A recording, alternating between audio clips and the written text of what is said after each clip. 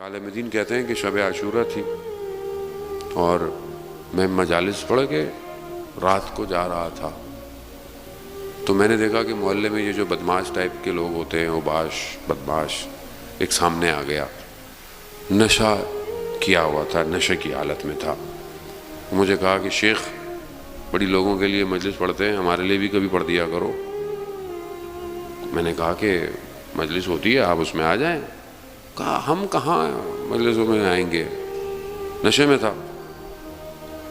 کہا تو پھر کہا کہ چلو تم مجلس رکھ لو، ہم تمہاری مجلس پڑھنے آ جائیں گے۔ کہا نہیں، مجھے ابھی مجلس سننی ہے۔ تو مولانا نے کہا کہ شاید ہو سکتا ہے یہی ایک لمحہ اس کو بدل جائے، اور کہا کہ دیکھو بات یہ ہے کہ مجلس کے لیے ممبر ضروری ہے، کرسی چاہیے تاکہ میں بیٹھوں اور پڑھوں۔ وہ تھا نشے میں، وہ خود جھک گیا۔ کہا شیخ میں خود ممبر ہوں، میرے اوپر بیٹھ جاؤ۔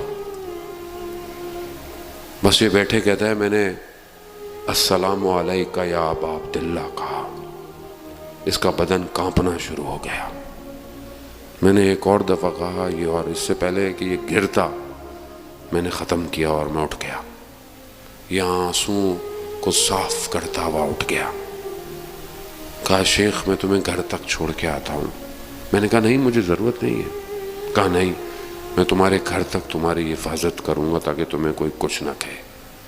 جیسے گھر پہنچا کہا شیخ ایک سوال پوچھ سکتا ہوں؟ میں نے کہا ہاں پوچھو۔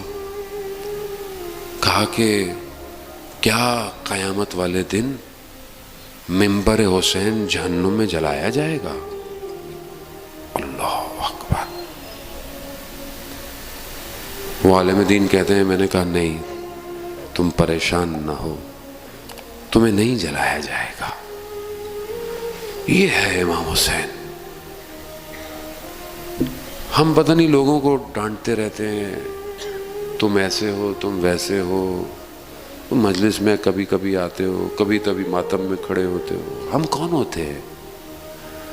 وہ امام حسین ہے، وہ حر کو حر علیہ السلام بنا دیتا ہے۔